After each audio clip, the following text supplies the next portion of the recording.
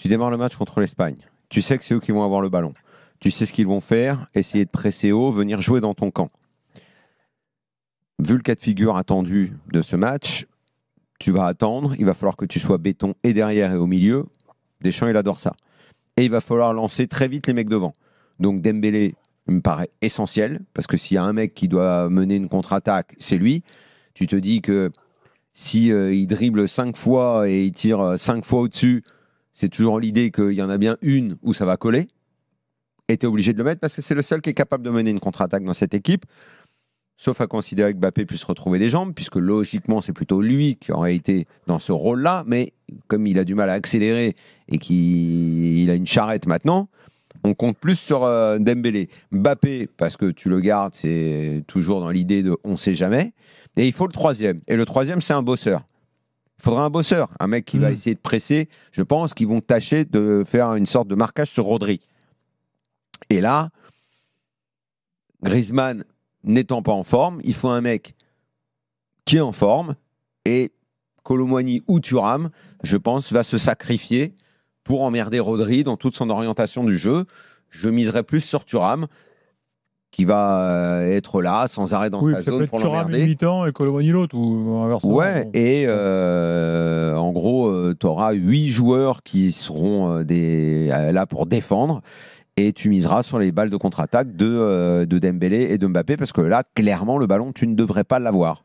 Voilà. Et je pense que cette tactique, elle est écrite. Deschamps, il l'a en tête. C'est en plus un scénar qu'il adore. C'est exactement ce qu'il aime comme genre de match. Et en plus, on sait que les Bleus peuvent parfaitement s'en sortir justement dans ce genre de match-là. Alors, avant que Johan donne son avis, Florent, je le tiens. En fait, je pense qu'on est déjà dans l'équipe de France d'après. C'est-à-dire que. D'après l'Euro, carrément. Ouais, enfin, d'après l'Euro, ça va servir pour ce match, évidemment, ils peuvent passer. Mais Deschamps a assuré ça. Moi, j'insiste, ça fait 2 émissions que je dis ça. Deschamps a assuré, même s'il a un contrat, je le sais bien, jusqu'en 2026, son avenir. Et donc, maintenant, entre guillemets, il peut se permettre de finir de mettre à la retraite, ou presque, les anciens. C'est-à-dire Giroud, Griezmann. Lloris, Varane l'ont fait de même. Et là, Pavard. Il se dit, ouais, alors bon, Pavard joue pas, mais dans ceux qui, effectivement, tu as raison, qui restent sur le banc, tu as aussi Pavard. Mais je pense à Giroud parce que dans un match comme ça, à une époque, on aurait eu le débat, ok, Griezmann est pas bon, il va sortir. Et ce qu'a dit Daniel, moi je plus sois parce que je l'ai dit l'autre jour, moi je veux du Dembélé, je veux du Barcola, je veux des joueurs qui vont nous mettre de la vitesse et effectivement en transition. Mais on ne se pose même plus la question pour Giroud dans l'axe. Pourquoi ? Parce qu'en fait, Deschamps veut des mecs qui courent maintenant.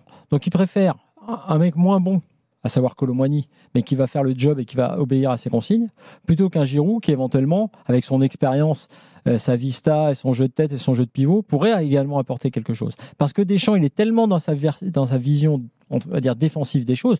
Et là, je ne veux pas faire une polémique, hein. On le sait. Donc, il n'y a pas de... Voilà, c'est Deschamps. C'est son équilibre. Donc, lui, il est dans l'équilibre. Et pour cet équilibre, je comprends aussi qu'il sorte Griezmann, qui est cramé. La seule chose que je ne comprendrais pas, et on va revenir sur Mbappé, c'est que qu'il le mette titulaire, ça me paraît normal. Il n'a pas d'ailleurs été si mauvais que ça dans le début de la première période, la dernière fois contre le Portugal. Donc, à voir si, comme on le dit, il peut se déclencher, il peut être encore mieux, je ne sais pas. Et puis lui, il a du talent pour, à un moment ou à un autre, pourquoi pas marquer. Mais la question est, s'il n'est pas bon, Deschamps aura-t-il les coronesses de faire ce qu'il fait en ce moment avec Griezmann, à savoir... T'es pas forcément bon, t'as pas le profil, tu le sors, je le sors, y compris à la 60e. T'es pas encore habitué à la nouvelle donne. Non, à la 60e minute, non, moi je termine la juste. La nouvelle donne, c'est Mbappé lui-même qui dit je veux sortir. Je sais bien. C'est pour ça que je te dis, est-ce que, puisqu'on est dans l'équipe de France d'après, et je pense que ce sera pas le cas évidemment, hein, mais juste, je le dis pour qu'on l'entende.